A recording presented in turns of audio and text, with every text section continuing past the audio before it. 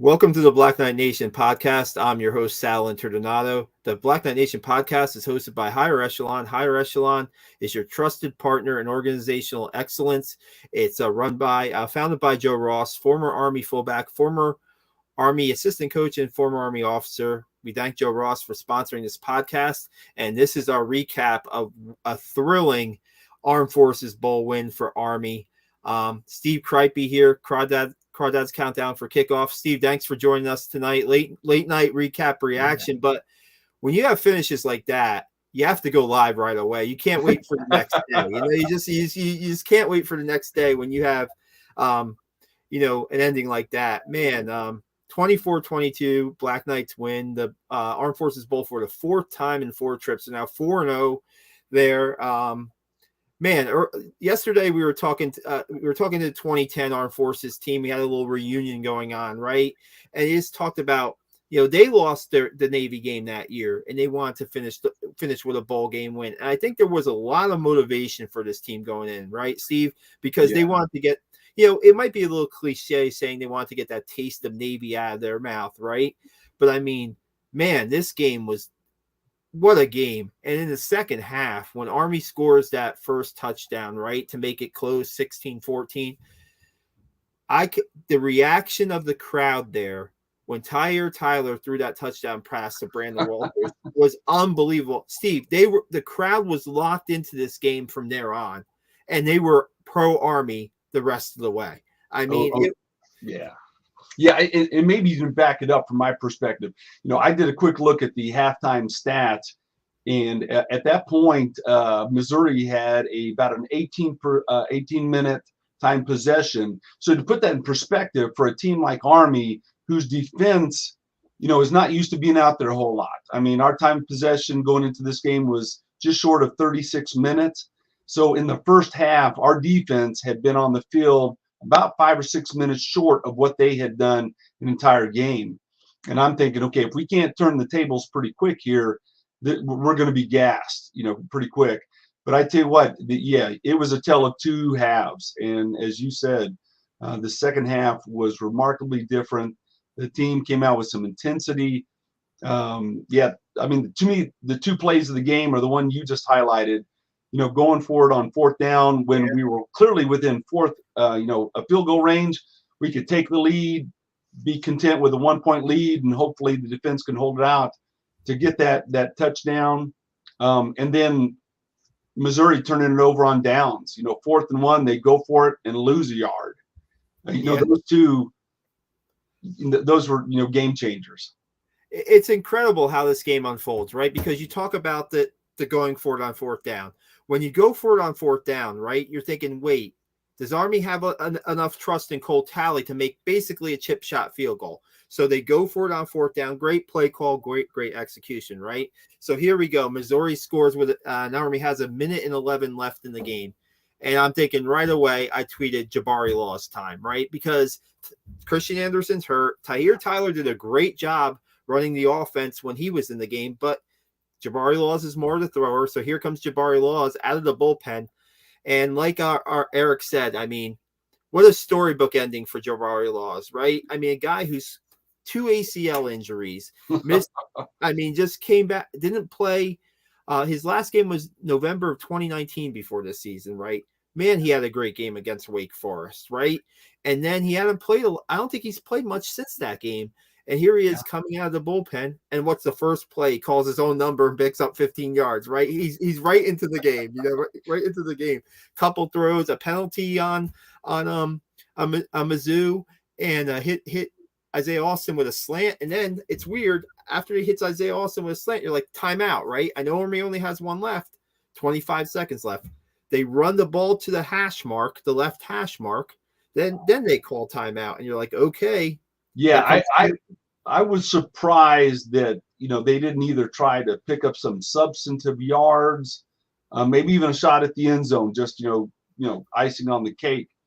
But to me, I if I'm Cole Talley and I'm saying, okay, I told them where I want it, they run it to the left hash mark.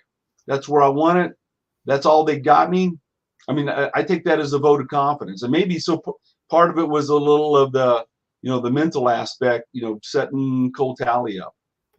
But yeah, and I was happy for Cole. I mean, absolutely. He's a solid talent, but has been hot and cold, and has missed some ones that were gimmies and even some extra points. And so for him to come in clutch time, walk off the field a hero, man, I couldn't be happier for him. If you guys are watching us right now and you'd like to have any comments or questions, please send them our way. We'll happily answer them. Cole Talley, I looked it up, Steve. He's from Rockwell, Texas, right? That's a little less than an hour from Fort Worth. Yes. So, I mean, today, this game, right, you say to accept the invitation to the Armed Forces Bowl, right? It's a bowl that they've been to a couple times. And you seem like, wait, they were just in Texas when they beat Air Force, right? Do you really want to go back to Texas and play a bowl game? Yes, you do want to go back to Texas and play a bowl game, right? Cade Bernard today, he only ran the ball 4 times, but he ran the ball like it was his last football game, right? He ran the ball with a lot of effort, pretty fast, hitting the hole fast, picked up like 8 to 10 yards on plays. And then Jacoby Buchanan, man, that touchdown run to end the first 5 of the second half. He pancaked a couple guys going into the end zone. That was classic. But when you're talking about Bernard, to me, his play of the game, I can't remember what the play was, but it was a pass completion by I think it was when Christian Anderson was still in. Okay, yeah. Guy came through up the middle, and Bernard put him on the ground. He doesn't make that block. That play doesn't happen. And so, yeah, his running was great, aggressive, power running, classic fullback kind of style running.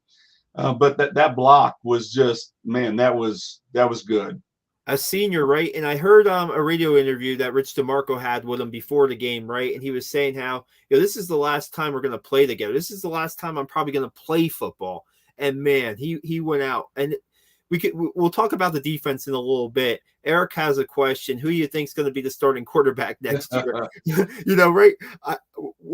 It's Tyler right now, right? It's the starting quarterback next year. And I think that, Anderson is now Christian Anderson is now second lieutenant. Jabari Laws is going to graduate. Jamel Jones was a little bit had some injuries this year. Hopefully he can get back. And then Cade Ballard is also in the mix, and Maurice Ballon's still on the roster. And you have a guy to watch is Bryson Daly, a freshman. Bryson Daly, yeah. The plebe that's been, even in the preseason, he was making a lot of noise. But I chuckle when I read that question. My goodness, we haven't been able to guess who the starting quarterback is from game to game in 2021. So yeah, that's a different roll of the dice. But to me, the good news story of this, and I think you could say this at multiple positions,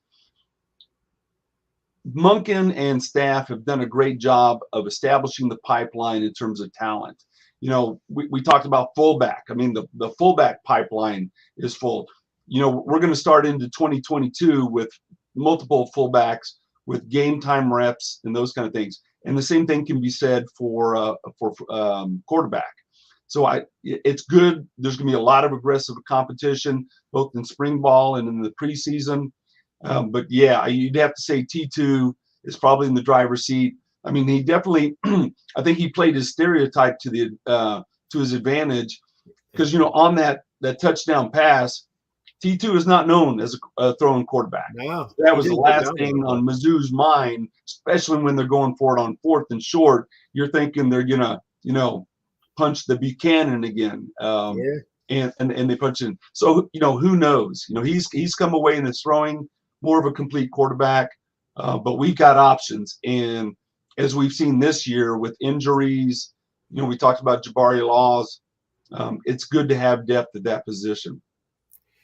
Yeah, you look at I was thinking about this, the defense has a lot of seniors, right? And a lot of guys that are going to graduate. But when you look at the game, first off, Eric Smith was named MVP of the game. He had 12 tackles and 2 sacks and 2.5 tackles for loss. You could have gone Cole Talley. You could have gone Jacoby Buchanan. You had some guys to pick from there.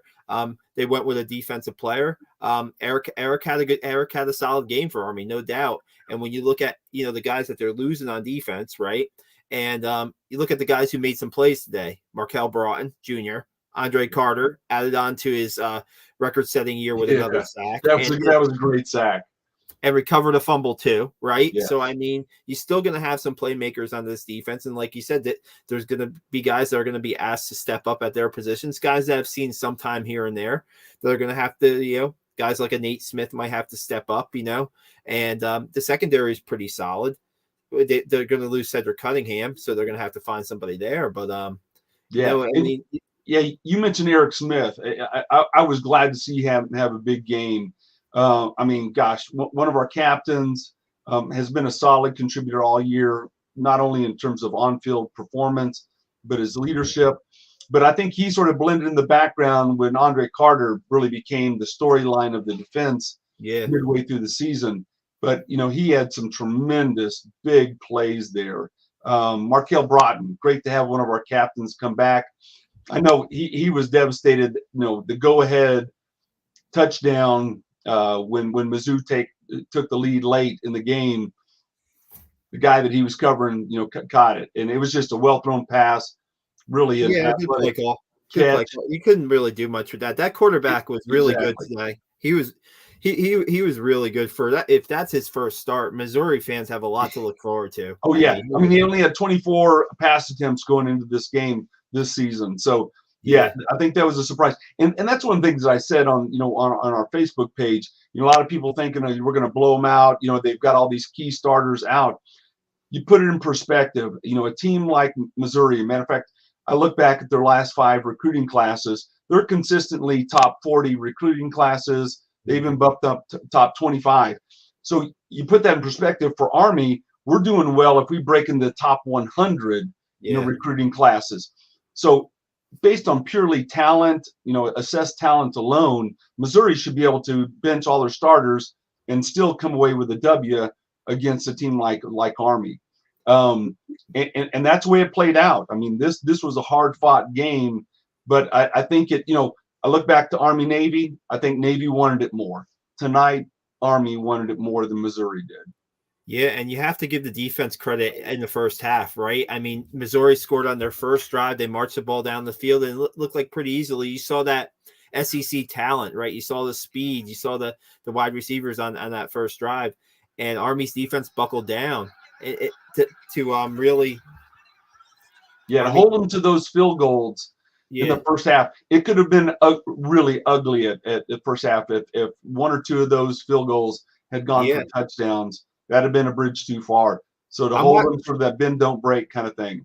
I'm watching the game with my stepson. I'm like, if they score a touchdown here, I'm not sure about this game, And our Army's defense really stepped it up, held them to a field goal. I had the highlights playing in the background. I apologize for that. That's okay. So Army's defense, that's key because they hold the 2 field goals, right? It's a manageable at halftime. It's 16-7, but it's manageable at halftime. Actually, 3 field goals, and then Army comes out with that drive, of course, and man, that pass Christian Anderson to Tyrell Robinson, you couldn't have dialed it up any better to start the second half, right? I mean, that pass was on the money, and that certainly got Army's offense going. Yeah, and I think the way that the second half opened up was especially important given the way that the first half ended in that. I mean, I thought we had a chance in the first half if that last possession, instead of punting it, we take it in, it could have been 14-13 Army at halftime. And the fact that Missouri got it back and put more points on the board, I'm going, holy smokes. But yeah, that was a huge statement win for Army to come out and score that touchdown to open up the second half. And okay, we got us a ball game. We're down by 2. And that was a stark contrast to the first half. Yeah, I mean, the second half. I mean, this is a very entertaining game. I know that in the past, there's been a writer that ranks bowl games as far as excitement and competition level, and Army's done it again, Steve. This is going to be ranked right up there as one of the more exciting bowl games. I know we have a lot to play in the bowl season, right? I know it's pretty early in the bowl season, but this is a buzzer-beating finish. If you follow this team very closely, we talked about it. It's a storybook ending where you have a senior quarterback who's battled back through 2 knee injuries, getting his final chance here to lead Army on a game-winning drive, puts him in field goal position. And you have a guy, Cole Talley, who's, that's probably one of Cole Talley's first clutch made kicks in his career. And that's got to do a lot for confidence heading into next season too, because at times, Army's kicking game, like we said, we're not sure how confident the coaches are with it, and where's the target line for Army kicker. Sometimes we don't know where the target line is, right, Steve? It could move around and stuff. Yeah. So this gives that a lot more confidence. I think that when you see at the end of the game and Cole Talley's put on the players' shoulders and they're celebrating, I mean, does it get any better than that? Yeah, and I think, granted, the mental aspect of any sport is significant, and certainly within football. But I think there's not a position on a football team that is more mental than a place kicker, because it's a lonely place. You're an island out there when you take the field for that kick. Yeah, there's the coordination with the placeholder and that. So given the importance of the mental aspect, I think you're right. I mean, that's going to be what Cole Talley takes into the offseason. That's what he remembers. That's a confidence builder that he can, in fact, build upon. But what you were saying about, this being an exciting game, just a data point, as we say among mathematicians, this is anecdotal. But matter of fact, Joe Ross, one of your sponsors, Joe Ross, his wife, Crawdad, Bill Crawford, and his wife and my wife, we all got together at a local sports bar to watch it. And early on in the game, we were the only ones cheering or groaning or whatever, depending on what happened. By the end of the game, and this was a good-sized sports bar, there was probably 2/3 of people in there that had asked for televisions to be turned on to the Army game. Because of the way the dramatic finish and dramatic second half. So I think you're spot on, when all are said and done, this will probably be a top 5 bowl game just in terms of entertainment, excitement, value. Let's get to a couple of these questions. We have viewers getting into it here. How would you rank the 2021 team versus other teams in the Monken era? Man, you can't beat that 11-win team or that 10-win team, right? The 11-win team might be one of the best in Army modern history, Steve. I mean, what they accomplished with that team. So I mean, you probably put this right up there in my opinion, with the 9-win team probably from last year. Because the 9-win team, actually, you have to put that below, because the 9-win team did beat a Navy and Air Force in back-to-back weeks, and that's something that'll never happen again. So yeah, and that's going to be, I mean, that's the ultimate standard by which any Army team, I think, will be judged. Is, okay, did you win the Commander-in-Chief's trophy, or did you retain it? Okay, we retained it. We went 1-1 in the Commander-in-Chief's trophy series. And so that puts a little taint on it. But, one thing I was talking to Joe Ross about, I can't remember if it was the 84 season or 85 season that they ended up, and I can't remember if it was the Michigan State win or the Illinois win in the bowl game. But in that particular season, they lost to both Air Force and Navy. And yet, what everybody remembers, they went to a bowl game and beat a Big Ten foe. Yeah. So, I'm sort of, talking out both sides of my mouth here, that on one hand, especially as a grad, it's all about, taking down Air Force and Navy. Yeah. At the same time, while we beat an SEC foe that was very capable, very talented. We didn't really mention that, and we might as well get on that topic real quick about a Power 5 win, right? Yeah. So this is the first Power 5 win, I believe, since 2017 at Duke. And this is the first win over an SEC team. Now, they haven't played an SEC team since, I believe, Vanderbilt in 2011, 2012 at home. I remember that game with Trent Steelman, the Army winning that game at Mikey Stadium. So that is their last win over an SEC team. Yeah. And I talked about this earlier about they were supposed to play Tennessee next year, right? And Tennessee backed out of that game. So this in effect is, I mean, this was a chance for them on an SEC team. 6-6 Missouri. Yes, they didn't have their starting running back, all SEC running back. They were missing a couple guys here and there. Army was missing. Army missed their Jordan Law. Booby Law didn't play today. Chris Cameron didn't play today from Army. So they were missing some key guys too. So Army gets that Power 5 win that they've been looking for a while. And last year against West Virginia, that game was a little bit down to the wire, 24-21. Didn't go their way. This year, it goes their way. Yeah. And that's big for the program. Yeah, I think it's spot on. Because again, you look at the recruiting profiles. The Missouri, just based on sheer assessed talent, they should be able to field a team with anyone in their 3-deep chart and come away with a win. So yeah, okay, you were out a couple starters. You had some defensive backups that hit the transfer portal. Got it. Okay, but still, you're an SEC team. You're consistently up there, in terms of recruiting and stuff like that. That's not a card they can play. This is one that Army can truly take some pride in. I think this will help as the coaches, between now and spring ball, hit the recruiting trail. This is something they're going to point to. That hey, we went down to Texas and took on an SEC foe and came away with a W. Yeah, super. Thinking about this, some good comments here. Let's get more to the comments while we're at it. Good point by Ken Harms that this was the only bowl game on tonight. This was the only really sporting. This was only really one of the major sporting events on tonight. COVID's great exposure. Yeah, so good exposure for them. Let's go to this one by Molotov, I guess. Great win tonight in spite of just awful defensive coaching on Missouri's last drive. Lost to Navy still hurts. Wish they got that 10th win. On the defensive side, on Missouri's last touchdown drive, the cushion that the defensive backs were given, they're playing soft zone, no doubt, right? I mean, yeah. And, that was the contrast, especially I think back to the Liberty game.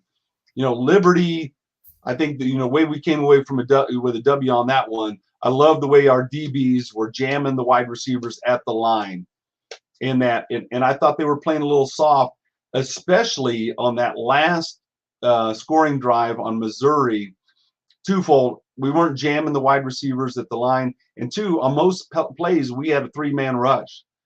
I thought we should have been bringing the farm at least every other play, because the quarterback, kudos to Missouri quarterback, who hadn't thrown that many balls, but he was effective when he had time in the pocket. You get a little pressure, he was putting a lot of balls in the dirt. Yeah, and they didn't really throw the ball downfield too often in this game where you think, okay, they're going to get that home run hit, right? They had a pass where they went deep, and Markel Broughton and 2 other Army defensive backs broke up the pass there. I mean, it didn't really complete.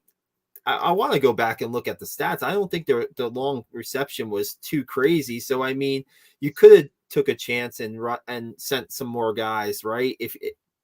Yes, I agree. Especially with the freshman quarterback too. So, I'm looking real quick. Longest reception was 23 yards. Yeah. So, I mean, that wasn't the touchdown pass. No, that wasn't the touchdown pass. But so I mean, you could have took some chances there. I don't know. They're giving them a little cushion. They were given that 8 to 12 yard cushion most of the game, and Cook was taking advantage of it. I mean, that's a lot of success for Missouri came on that, and moving the chains came on that. So a lot of just little chip shots, but they played it effectively. Maybe talk about Jacoby Buchanan a little bit more. First off, Army was 5 for 5 on 4th down today. I mean, that's just rolling the dice, and then you think, okay, they're going to go for it again on, what are they going to do at the end of the game? And that play, like we talked about the play call with Tyre to Brandon Walters, and just Jacoby Buchanan. Steve, I lost track of how many times he's converted a 4th down this year. It's close to 20. It's close to 20 times he's converted a 4th down this year. That's probably more than some crazy. The stat they showed during the game, I think it was 247 rushes without a loss. He's been pretty consistent. But, it's that whole, as we say in physics, that whole F equals ma. When you get that much mass accelerating the force, and again, we saw that there were multiple times he was, I would not have wanted to be in the linebacker on the receiving end of that thing. That was, wow. Yes. Yeah, so now he's over 250 carries without a negative yardage play. And it looked like that Missouri might have had him in the backfield on one play, and he was able to shrug off the first hit and get even a yard. I mean, that's better than the negative plays. I mean, at the start of the game, right? Army had driven down the field a little bit, and they had a couple negative plays, so they had to settle for a field goal, and the field goal was no good. And you thought that, man, now they might have to play catch up most of this game. But then they were able to settle down. Christian Anderson had that touchdown run. You know, Steve, that play is a play that they used a lot in the past, not so much this year, where they bootleg out and kind of have that fullback as that safety valve blocker, right? Yes. And we saw Buchanan destroy a guy on Christian Anderson's way to the end zone, right? Yes. Yeah, and that was good. I mean, there were a couple of certainly not new plays, but ones that were not seemingly part of the standard repertoire, if you will. Yeah, that was definitely one that they pulled out and have used for success at several junctures. People want to know like where this playbook was and where these play calls were against Navy, right? So that's a story. That's a story for another podcast, maybe. But let's go to Brian Keogh here. Last win over Vanderbilt was 2009. I got the dates wrong. My fault, Brian. We played them in Nashville in 2011. Got whooped. Also lost Trent Steelman in that game to an injury. Wow, 2009, time flies. That's all I have to say about, that. Holy cow. Let's go to Mike Bell. Mike Bell says, love Army football. Recruiting looks very strong. We're back to, well, back on the defensive side here that we talked about, zero pressure and soft zone usually equals bad news. Ken Harms, besides Navy and Air Force, what games are you looking forward to next year? Me personally, I'm looking forward to the Coastal Carolina game. Season opener. Wow. Yeah, that's the game. That's it. Other than the Air Force and Navy games, that's the best game on Army schedule. Now, I have a little bias. My stepson graduated from Coastal Carolina. And I'm actually, people ask me, Steve, you're an Army football fan, right? Cover Army football, write about Army football, but I'm a Coastal Carolina fan, believe it or not. So people. Yeah, okay. So hearing that on the Black Knight Nation podcast, I mean, that's going to get me into maybe a little bit of hot water. But, I've been looking forward to that. I've been looking forward to that game for a while. I believe it's Labor Day weekend at Brooks Stadium down there. And Grayson McCall is coming back for Coastal Carolina. They're a great quarterback. So that's going to be a great test right away for the Black Knights and Andre Carter and Markel Broughton. Man, that's gonna be something. I agree, and I think that's gonna be a critical one because normally most teams like to start off, start off the season with that W. And Coastal, I mean, they've been a solid. I mean, they sort of come out of, and I don't know, Ken Harms busting your chops there, Sal. But it's starting off the season with a very solid opponent. But I think as Coastal Carolina was solid this year, but not quite as dominant as they were, back in, a couple slips. They had a couple slip ups, yeah. Yeah, so I think it'll be a good game. They lost to Georgia State, and that's a team that Army beat. So right. Eric says, see you at Myrtle Beach next year. Yeah, vacation there. It's an awesome place to be around for a weekend, especially with a college football game too to attend. Brian Keogh, they don't call Jacoby the human wrecking ball for nothing. He is awesome to watch. That's right. Man, watching the thing I love is the fire the Buchanan. yeah, that's a Ross Tucker thing, right? I like Ross's like when he calls the Army football games. We've had him on the Black Nation podcast, and the Buchanans were firing for the touchdown run, no doubt. I was watching again with my stepson, and this is really the first time he's probably watched Army close. He watched the Army Navy game, but Steve, right away, I didn't get to this. I want to talk about this real quick. So against Navy, fullbacks carried the ball 8 times against Navy, total 8 times, right? In the first drive against Missouri today, Mizzou, I'm calling him now, not Missouri, 8 times fullbacks touched the ball in the first drive and carried the first series. Enough said, right? Enough said. I mean, we saw that. I don't know if watching the tape they just saw, or maybe it's just a different matchup. We could talk about this for the rest of the podcast, probably if we wanted to hear about how, I think that maybe there was a little bit too conservative of play calling against Navy, almost like we know it's going to be a close game, so we got to keep it as close to the vest and do. I don't know. I mean, I'm always reluctant, or as a general rule of thumb, I default toward holding back, questioning play calling. And the reason being, if you talk to a coaching staff, what goes into play calling, it begins months before. There's data, there's scouts that are looking at tendencies, looking, what does a particular team do on a down and distance in a certain situation. So all that funnels into that. Then you add, the Monken, analytics that factor into that. And so clearly there were things that were seen, things that fed into the analytics that led to the play callings and stuff like that.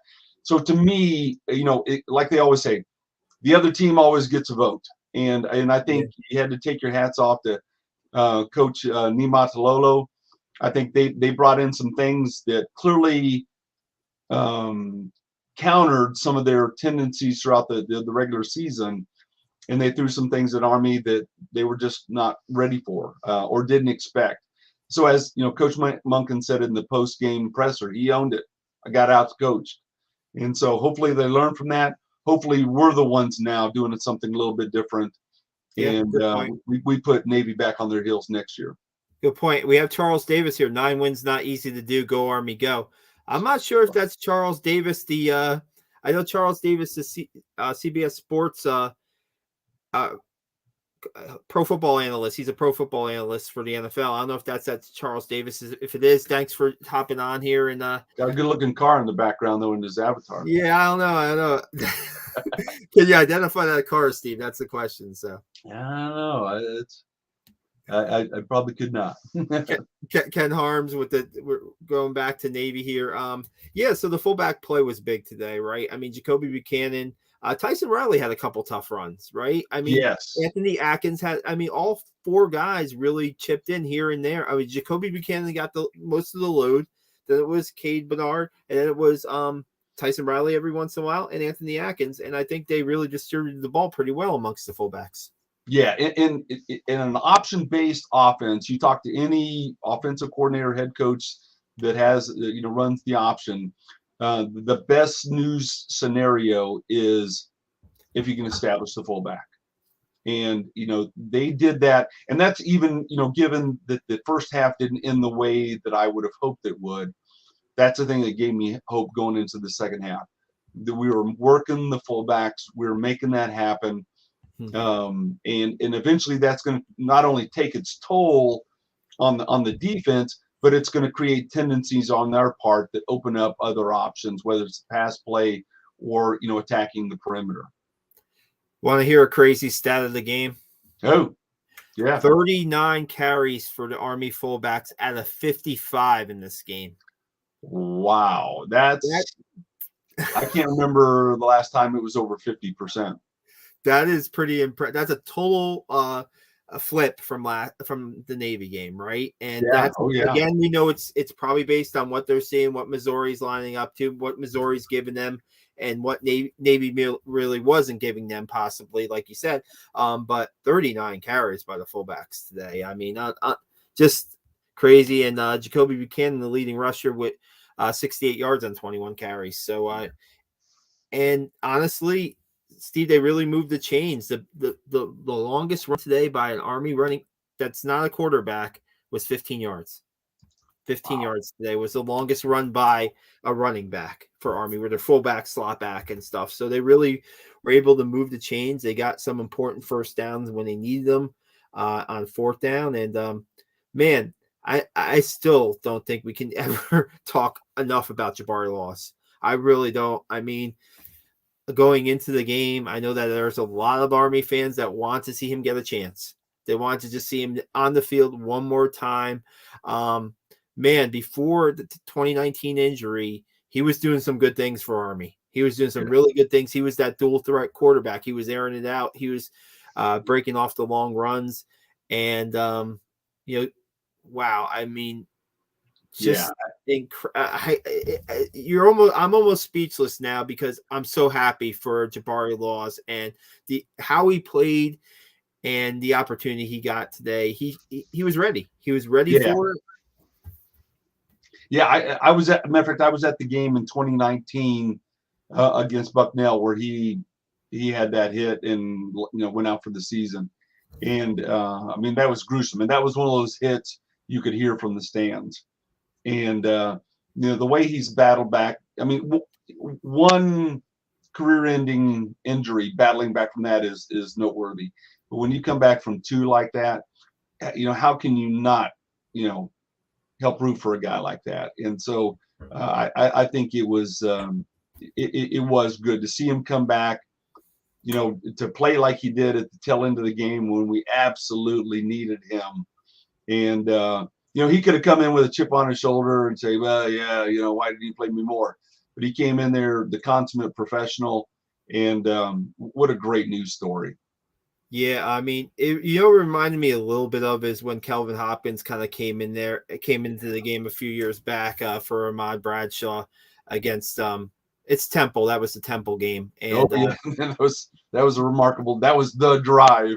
Yeah, I mean, a little different. I mean, Kelvin threw a touchdown pass to Exactly. Jermaine Adams to send the game into extras, but man, when you can come off the bench, and we've heard it all year long, right, with these quarterbacks about how there's no animosity in the quarterback room. They just want they really kind of work together, and man, it shows today, right? I mean, and it's not something that was forced by the coaches. Christian Anderson, unfortunately, looked like he got an ankle injury in the second half. Tyler Tyler had to come in.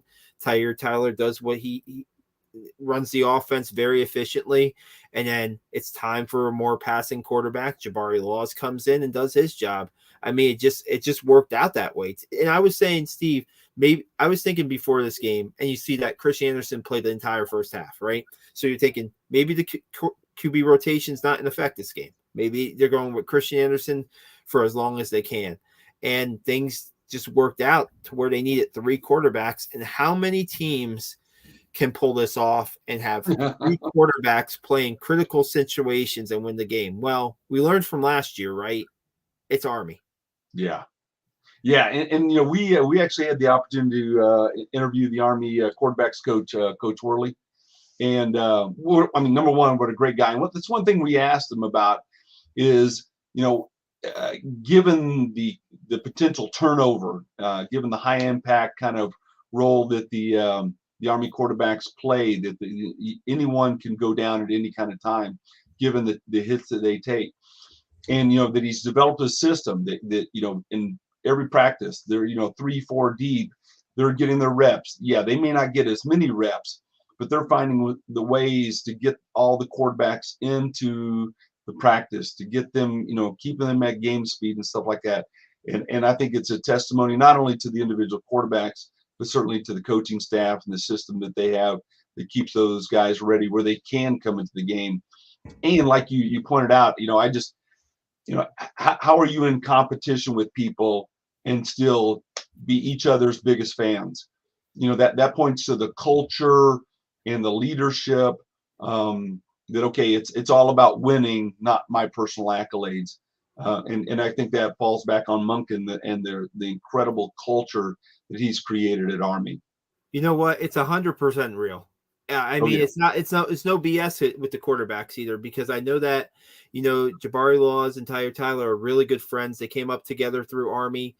Christian Anderson, man, just the character of Christian Anderson, he's just, and he's a second lieutenant now in the United States Army.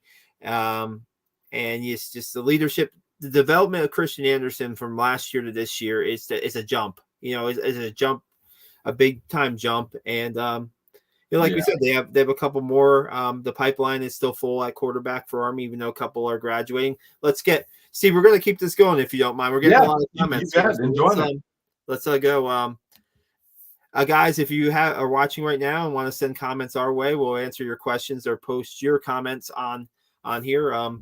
What would be your biggest takeaway from the 2021 season? Steve, I'll go to you. Yeah, I mean, number one, they can win the critical games, and I point to Air Force. I mean, that was a hard-fought win, but a couple games, especially if those of you watched Western Kentucky in their bowl game, You know, I've had a couple, fellow Army football fans go, "How do we beat those guys? Those guys look amazing." You know, similarly with the Liberty, you know, we tend to have struggled with, high-powered, mobile quarterbacks, who are, effective throwers in that. And so I think it broadened what are those quote unquote winnable games out there that we can go toe to toe with those high-powered offenses and come away with the W. So I think we've taken some of the next steps in those kind of games. At the same time, I think, defensively, I love, what Nate Woody's done with the defense. At the same time, I think there's some steps we need to take there. So some good news, but some things that I think we still need to grow in as a program. I think it's good points there on the takeaways. I mean, you forget, I mean, they did beat Western Kentucky and Liberty. Those are two really solid teams. Liberty, I thought, was going to be a top 25 team this season. Yeah. They had the talent to certainly be a top 25 team. Had some bumps along the way, but played a pretty tough schedule. They played played a really hard schedule. The Air Force game was better finish. Air Force game or bowl game? What's that now? Oh wow. What's the better? I just thought of this question. Like, what was the better finish? The Air Force game or the bowl game? Yeah, that would be a coin toss. But I guess, I mean, the win in the bowl game is still too fresh, and I'm still buzzing off of that. So I'd have to tip my hat to that. There we go. We have Eric say he missed Christian Anderson. Oh yeah. We have let's see. I want to get to a couple of these amazing guys with the comments. We appreciate it so much. Hope our punter gets a look at the next level. He is fantastic. How about another NFL punt there for Zach Harding down at the 1 there? Oh, down at the 1, and even the 1. It was it's funny how far we've come in terms of our perspective, especially with a weapon that is Zach Harding. His last punt, he put it inside the 20, which is normally the measurement of success, but he only put it on the 18. Come on, Zach, you can do better than that. But now, as we've gotten spoiled with a punter of his caliber, and we want to expect that perfect punt each time. But still, it was a punt inside the 20. Winner, chicken dinner. Yeah, and I really think you hear from Jeff Monken that he thinks Zach Harding can punt at the next level. And when you see how consistent he is, I mean, Steve, there's rarely, I mean, I think he maybe one, maybe not decent punt all year long. I mean, maybe. I don't know if I do remember one shank, but other than that, he's been money. And again, he's been one that has changed the field. Yeah, with his punting, he's been a true weapon. And I sort of lost the bubble. He went into the season on the Ray Guy Award watch list. Mm-hmm. I sort of lost the bubble on that award, whether or not that's even been. I would assume it's been given. But the fact that he had got that notoriety, I think is huge. I was happy to see Andre Carter get an All-American from AP and even Phil Steele. I wasn't sure because I didn't think Andre Carter was getting enough recognition for the season he was having nationally this year, right? I didn't think he was getting enough. But the great, and when that happens next year, he's on watch list, and I don't understand. I mean, I used to vote in some of this stuff, Steve. I used to vote for, I believe, the Ray Guy Award, the Luke Rosa Award, AP. I don't understand how Andre Carter wasn't a factor in maybe Nagurski or. Oh yeah. Well, I mean, at least a semifinalist. At least I don't think he was ever added to the list this year, which is incredible to me. Topic for another day. Let's see. But a good comment on that. I mean, going forward with Andre Carter, there's sort of a good news, bad news story on it. The good news is when he's come out of here, and the second half of the good news is think of what he's going to be like with another year under the mentorship of the strength and conditioning team. He's got a frame that he can put more pounds on and still retain that speed and quickness. And again, if he wants to play that position at the next level, he needs to put some more weight on it. The challenge for him will be, he was sort of an unknown quantity coming into this season. Going into 22, opposing teams are going to know that, okay, here's a player we've got to count for him on every single play. And if we don't, we're going to pay the price for it. So he's going to have to step up his game just to maintain at the level he is, because other teams are going to be ready for him. It will be really fun to watch. Oh, yeah. Is he going to have another 15 and a half sack season? Who knows? But, if he's not a guy who gets drafted in the NFL, I don't know what is. Yeah. Because, I mean, he should be. We'll see what happens with Army players this year. There's going to be some guys that get a shot, like a Nolan Cockrell, like a Zach Harding, just off the top of my head. Those are two guys. Maybe even Eric Smith, too. Certainly deserves maybe a rookie camp invite if he wants to go. Yes. I think he deserves it. Special teams was great in the second half. Zach Harding punt, Cole Talley kick. The coverage by Ajon Marshall was all over the field in special teams. Yes. He was downing punts. He was making tackles. We have a great photo that is actually the lead into this podcast on him kind of celebrating with, I believe, Brandon Walters after making a tackle on I think a kickoff or a punt. I think it was a punt. And I agree. I mean, our coverage, there were some great tackles. I mean, just mano a mano, one-on-one kind of thing. But to talk about, the comment there, about the special teams great in the second half, our open field tackling in the second half was much better. There were multiple tackles that, again, were one-on-ones, took them down. Yeah, there were some sloppy tackles, that kind of Ronnie Lott. If I run into a guy, he's going to fall over, and he doesn't. But at the same time, there was some great open field tackles, taking them down, and especially on special teams. We haven't talked about Malcolm Morrison. Malcolm Morrison made a tackle for loss in the backfield. He made a great one-on-one tackle too. Senior played his tail off today in his final game for the Black Knights. Great game for Malcolm Morrison. Yeah, he's another one I'm going to be sad to go. But I think as we've shown, with some of these big high impact players that we've been able to find that next wave that's stepped into those roles. But yeah, it was great. Given the career that he's had, given the contributor that he's had, for him to go out with this kind of performance, and especially that tackle for loss, that was sweet. Here's a question. How about some discussion on retaining the coaching staff? Any going on their own? Should any be replaced? Wow, that's pretty heavy after a game like this, right, Steve? Yeah, I mean, you come out of a game like this, how do we hang on to what we have? But again, I think what we talked about, it all starts with Monken, the culture that he's created, the recruiting pipeline, the system of getting the team ready. It seems to be firing on all cylinders. I think we're going to have a tough time hanging on to some of the coaching staff going forward. When it's often a byproduct.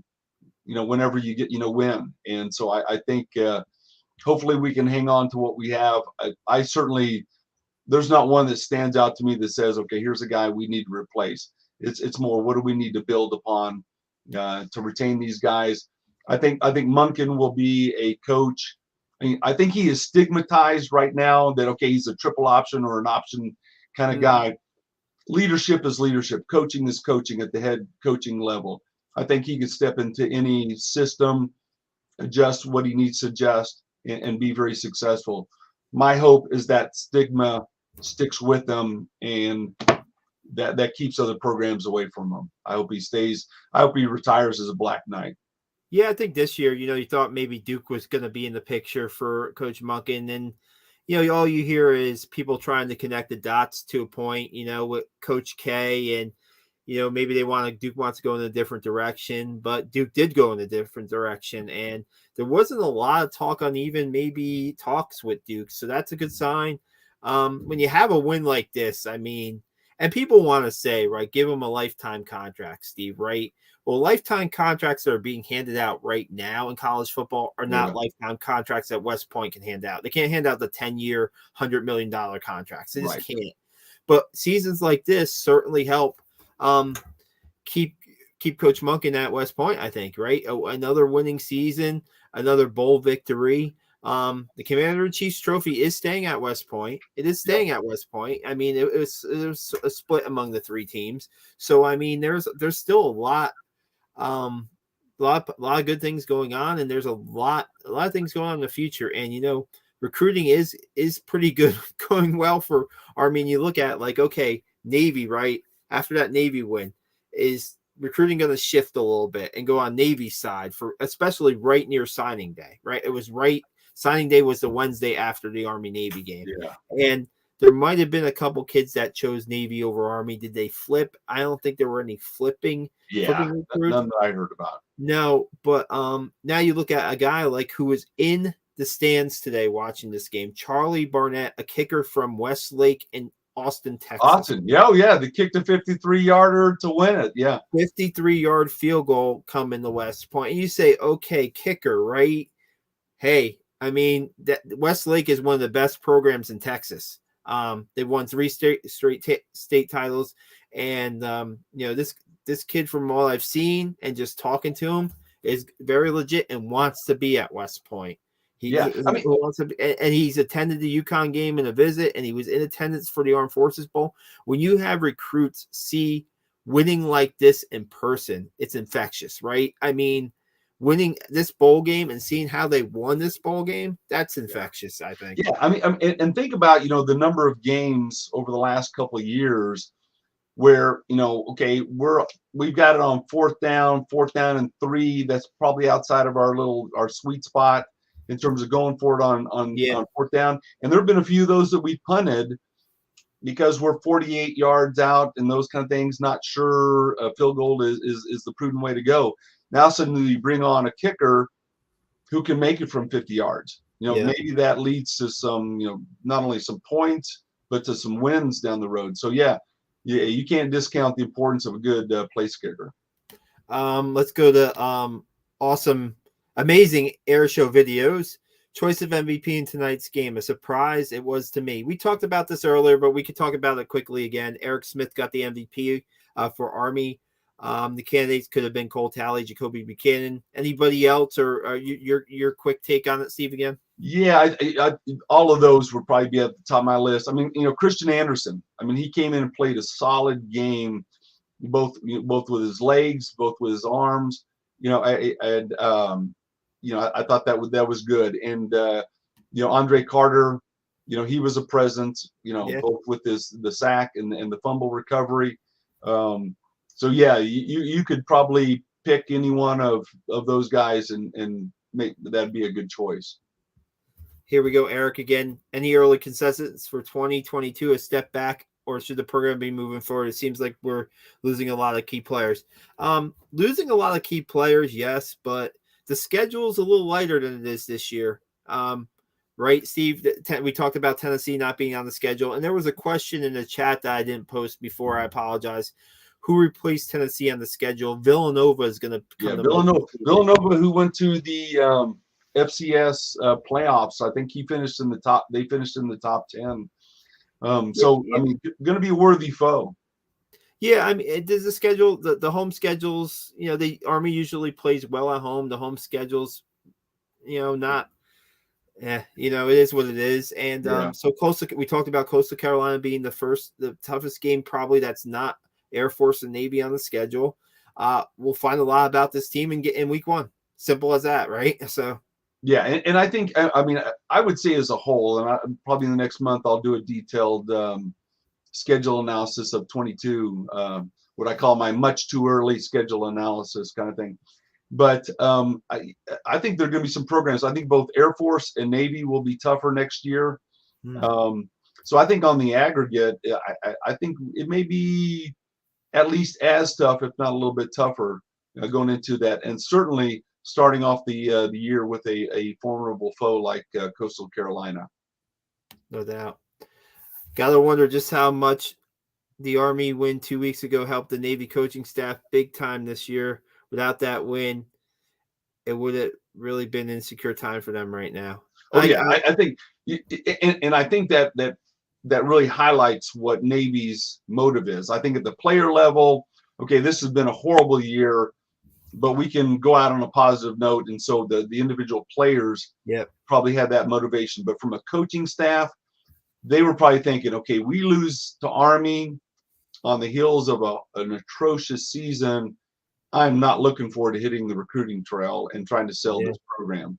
Yeah. And so I think, amazing air show videos is spot on. Here we go. Eric, that's right. You Texas San Antonio is on the schedule for Army next year. So that's another team that was in the top 25 this year.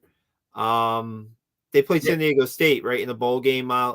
They played San Diego State, I believe, last night in the bowl game. San Diego State won, but San Diego State top 25 team. So, but I told you, UTSA in short order has stood up a very viable program.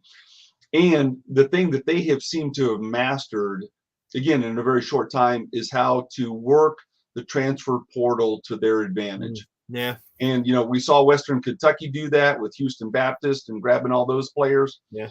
And I think, for some of those, especially group of 5 teams, unfortunately, West Point, we can't avail ourselves of the transfer portal.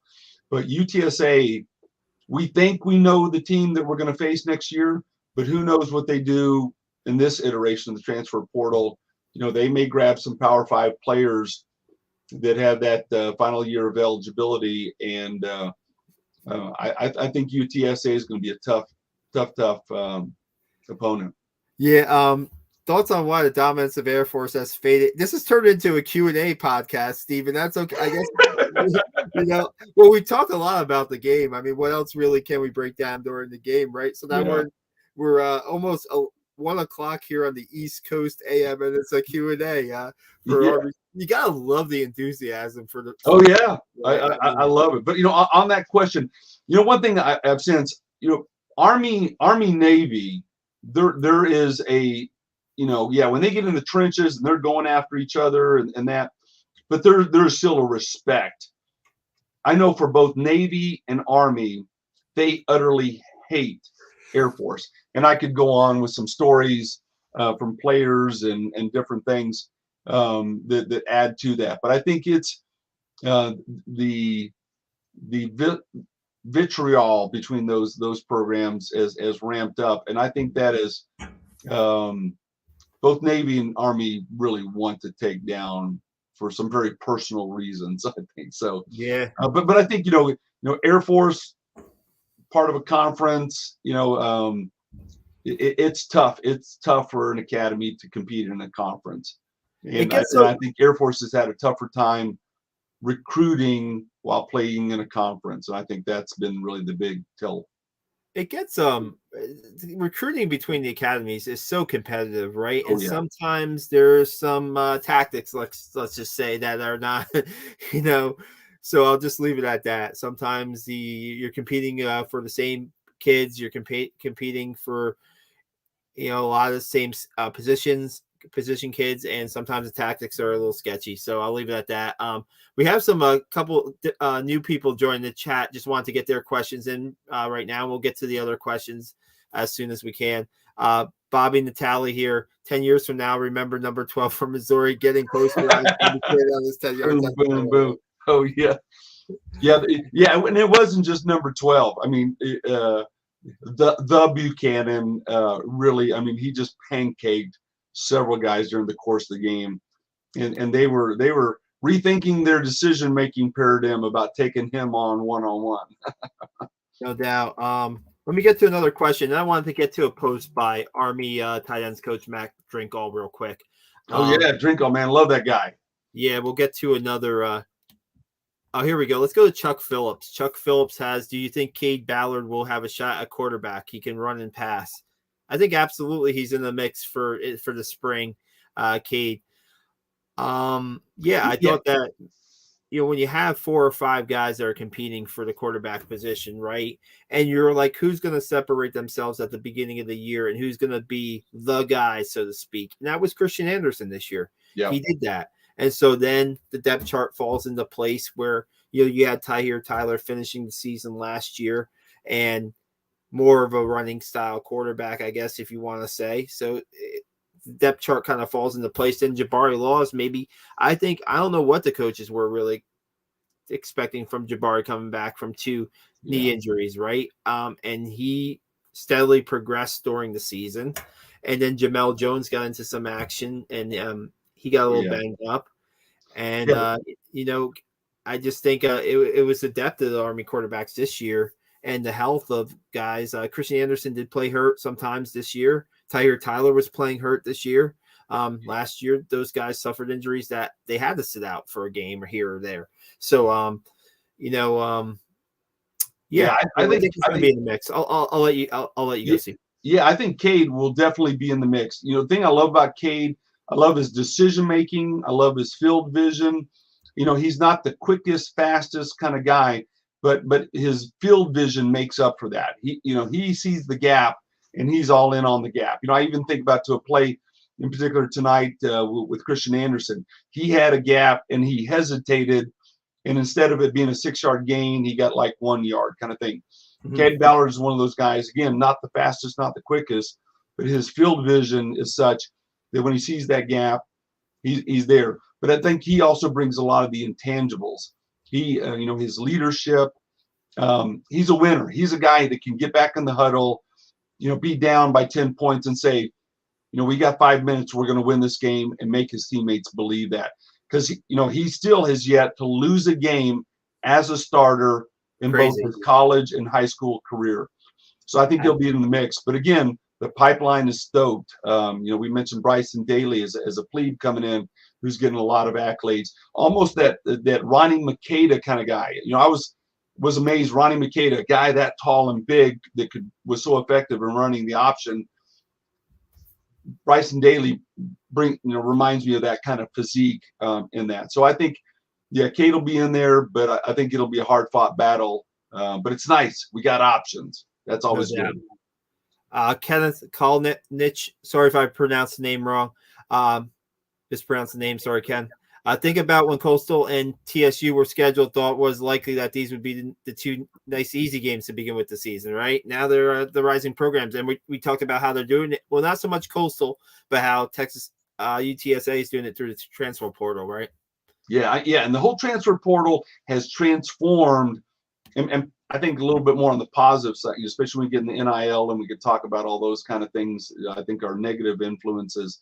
But the programs, especially, again, Power 5 or Group of 5 that learn to work the transfer portals, there's going to be a huge change in the quality of a team from year to year. And so it's going to be hard to prognosticate. Here we go. So maybe this is not the end of the season for Army, right?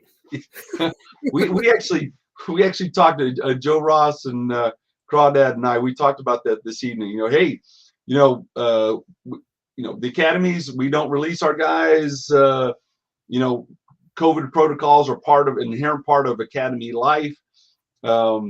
All of our guys haven't been released for Christmas. Hey, why don't you let us have a number 2 bowl game? So, but it would be a replay of a Wake Forest game. So I don't know if that'll happen. Yeah, we'll see. I mean, interesting. Right now, I guess Rutgers I think there was a report that that Rutgers wasn't going to play in it. Now they could be playing in the Gator Bowl now. Who knows? Okay. I don't know. I have to catch up on that. Let's see what else we have. Here's a couple of the same. First off, Steve, let people know where they can find your work. Yeah, the main thing, we do it through the our Facebook page, Crawdads Countdown to Kickoff, and sort of clearinghouse. We post. I try to post everything that Sal puts out there. Sort of a one-stop shopping kind of thing of a lot of different outlets out there. But yeah, I do a few articles periodically on our Facebook page, and again, Crawdads Countdown to Kickoff. Thank you. Yeah, give that Facebook page a like or a follow. And if you want to catch up on Army sports, not just Army football, Steve does a great job of covering just about every Army sport possible. We had a question here that I didn't post on the men's basketball team. We want to talk about. We're going to keep talking about football for a couple more minutes. I mean, the men's basketball team today played at South Carolina, and they lost against South Carolina SEC team. So we'll see what happens once they start Patriot League play. It's a younger team, right? I mean, they graduated a lot of talent on that team. Oh yeah. Josh Caldwell is back, and Rucker. Yeah, and they're getting some inside play, but we'll see how that goes. Never know what's going to happen. But if I could, we actually had 2 Army versus SEC games, and the basketball game was Army versus South Carolina, and South Carolina did what South Carolina did, and I think they won by 30. So it was a pretty formidable win. Here, I went to this question a couple. We need Army Air Force to stay at Mickey Stadium every other year, not a traveling field each year. Well, they got one more game at a Globe Life Field next year, right, Steve? And we'll see what happens with that. You know, I'm a proponent of keeping it at the home stadiums of the teams too. I guess that both of the academies got some money or financially compensated for the Globe Life Field games. But I'm trying to remember the attendance wasn't like it was sold out or anything in that game, right? So I mean, it wasn't the greatest attended game. Was a great game. Was a great college football game. Yeah. If you bought a ticket, you certainly got your money's worth. But I don't know. You look at this.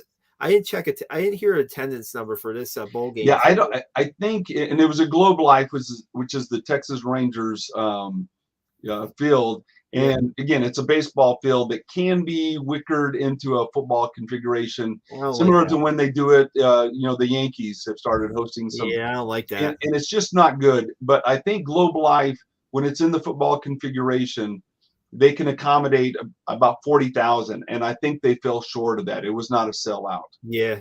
Yeah. So we'll see. I mean, man, it seemed like Amon G. Carter Stadium was pretty full tonight, Steve. I mean, it seemed like there was a good crowd there for, I think their record is 45,000 there. I don't think they were anticipating that many, but still, if you can get in excess of 30,000 for a bowl game, you're doing pretty well, I think. Yeah, especially, yeah. At this level, I think you're spot on. Here is Bay Knight chiming in with bring back Air Force and Army to their home fields. Eric says we were spoiled by Ahmad Bradshaw's durability. Ahmad was a really tough guy. He didn't come out of the games too often, so not at all. Let's see. We have an advantage with the prep school since Ken's Harms on recruiting. We're a little bit behind here. I apologize. Lots of questions. Any inside info on the East Stands renovation, and do they have the cash? Is it going to be delayed? Last night they did a This Week in Army Football show, and Mike Buddy was on there with Rich DeMarco, and he said right now they're at about 80 million they have. Oh, wow. So they have funded. 95 is the goal. So they're getting close. He was on the Ask for Football podcast, friends of our podcast too. The Ask for Football guys, check out their coverage of this game and what they do with their podcast. Great content for Army football and Army sports. They had Buddy on again. I thought Buddy said it might have pushed over 100 million now, the cost. I get this. Please don't quote me on this, but I think that they want to open the field for the renovations will be completed by the start of the 2024 season. I think is the plan. I might have a year off there, but I think that's the plan for them to do that. And we'll see what happens. I mean, it's a topic that, the history of Mickey Stadium, right, Steve? And I'm a guy that maybe is a little bit too stuck with the history of teams in the sport, and I would like to keep Mickey Stadium the way it is, right? But I get that that's going to bring in some luxury boxes, and they're trying to draw a different crowd of people from New York City. We'll see how it goes. We'll see how it goes. You look at the I guess the 3D drawings or the virtual drawings of the renovation that were 5-6 years ago released, right? I mean, It looks sharp, it looks updated, but there's something about Mickey Stadium just that the way it is, right? Yeah, there's a simplicity, that points to academy football. That you're playing for the love of the game and that. And while I love, to remain sort of like sort of that altruistic, kind of thing, but the reality of it, and I mentioned the whole NIL name, image, likeness, and with that, that effectively gives schools with the financial wherewithal to give limitless scholarships. Yeah. And so, how does Army compete in that environment? We may not necessarily be doing those kind of things, but we've got to be able to sell our program on facilities and coaching, good point, and resources to be able to compete at the FBS level. And so it's an unfortunate byproduct that programs are forced to figure out new ways to generate revenue, to feed into their program, to keep their facilities state of the art, to be able to pay their coaches sufficiently to retain them. So yeah, it's just a reality of where we are with college football.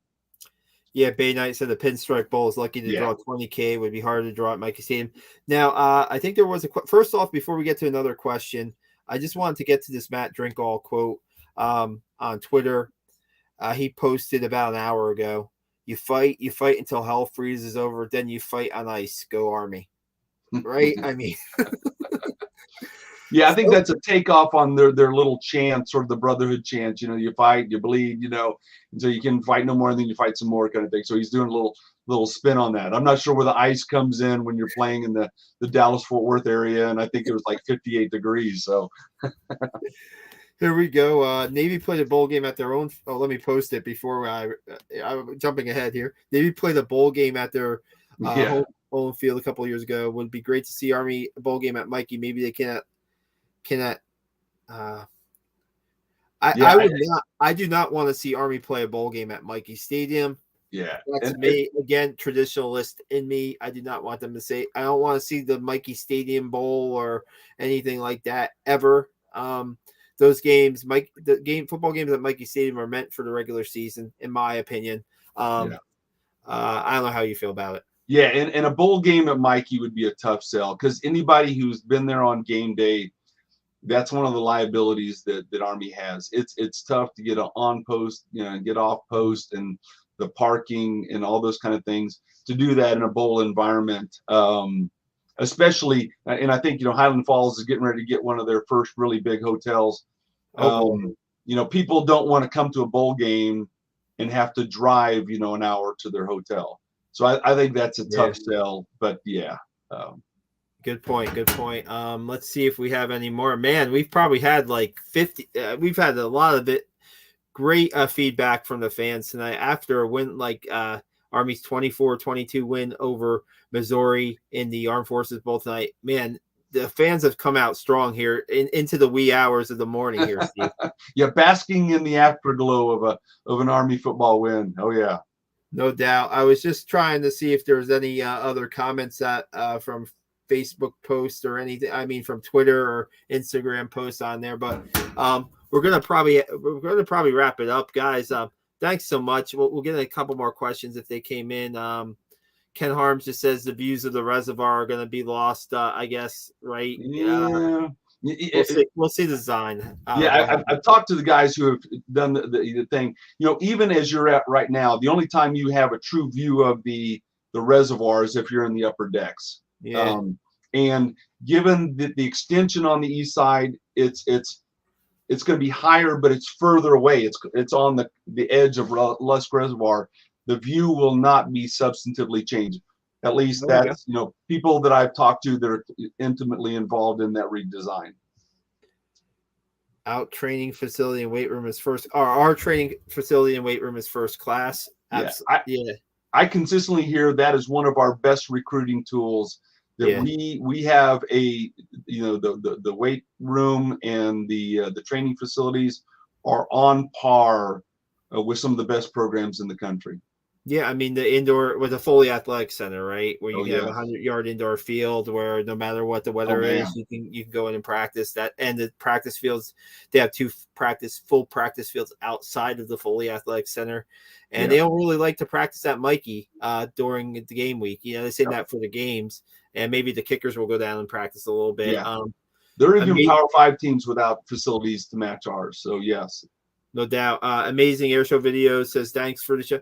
Steve, this has been our first time, and this has been great. I mean, we've really been able to bounce ideas off each other. We've really been able to answer questions from all the fans we have here. We broke down the game. I think we broke down just about every play. I don't know if we missed a. Yeah, that's true. Hey, and if I could, Sal, I want to echo the poster. Thank you, Sal. I mean, as an Army football fan, I have loved your work for many, many years. That's why I make sure, I mean, if I see an article, if I see a podcast, I try to get that on our Facebook page because I absolutely love your work.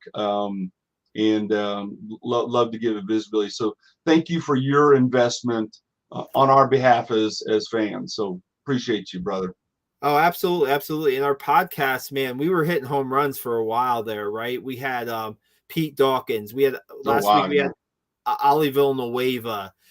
We've had Mike Mayweather. I mean, you're talking about Army football icons, legends. pretty much, right? I mean, and we had the 2010 Armed Forces Bowl reunion last night with guys like Steve Anderson, the co-host. A little late for Steve tonight. But Josh McNary on Donnie, you know who was great to talk to out of that group? Zach Peterson. Zach Peterson was the center on the 2010 Armed Forces. Yes. And he's coming back up to West Point, and he's going to be involved with the team and be like the assistant director of football operations, I believe, for the team. So we'll see Zach Peterson if we ever get back to like the normalcy where we can hit practices or, get to the sidelines during some time. We might be able to talk to Zach. Zach was great to have on. Guys like Seth Reed, Donnie Dixon, Josh Jackson. It was pretty great, that podcast too. So we're looking to do a couple different things too. And Steve, if we can get you guys involved in any way, we'll work together on this. And I mean, like something like this was great tonight.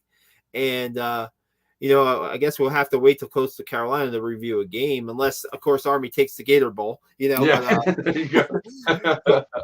But let's get a couple more in here before we leave. Grayson McCall has decided to return to Coastal Carolina. We touched on that earlier, Bobby. Thank you. Eric has, it would be great if you guys could do a show during spring ball. Oh, Steve, you guys do you guys do anything during spring ball? Actually, we have not. So yeah, I'd love to figure out a way to do that. That'd be great. Yeah, we got Charles Davis saying, thanks, Sal. Excellent job. Thank you, Charles. And we got Ben Davis saying, thanks, guys. Go Army. Great win.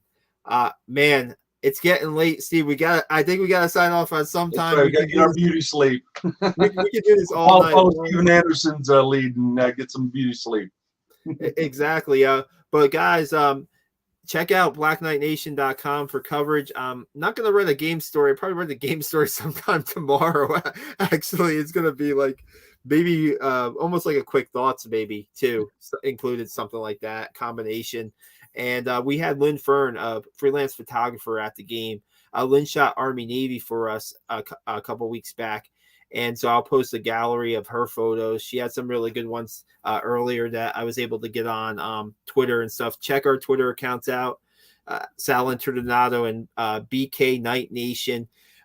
Give us if you're watching on YouTube, give us a subscribe, like this podcast. We're on podcast platforms everywhere. Give us a listen. I mean, if you can't sleep at night, they're the perfect things that'll get you kind of, we kind of keep them. This is a little long tonight, Steve, but we try to keep the podcast at a reasonable, hopefully they don't put you to sleep. What am I saying? It's late, but, and Steve, one more plug for you guys. Yeah. Crawdads Countdown to Kickoff. We have a Twitter account, but we primarily are through our Facebook page. Do articles and during in-season football, we do a weekly. We do both a live broadcast via our local ESPN radio affiliate, and then do that in both the Facebook Live and do a podcast that we post out. So we do that weekly during the football season, and we've contemplated expanding that beyond the season. But just a group of us passionate fans, love it, and it really spawned from. We used to sit around drinking beer, talking about Army football, and we said, "Hey, why don't we, broaden, those that get are involved here?" And that was the genesis of that. We're now this is our 11th season. Absolutely. When I was a beat writer, right, I used to come in during pre-games underneath the Mikey Stadium, trying to find the best signal I can talk to you guys for. Telephone transmission and back in the day. Good times, good times. This has been great, Steve. Thanks a lot for hopping on. Thank you so much for having me. Enjoyed it. Absolutely, guys. Army wins 24-22 over Missouri. Armed Forces Bowl, 4th. They're now 4-0 in the Armed Forces Bowl. The Black Knights finished with 9 wins again this season. They're 9-4, and they wiped that bad taste of the Navy right out with a buzzer-beating winning field goal by Colt Halley, 41 yards for the win.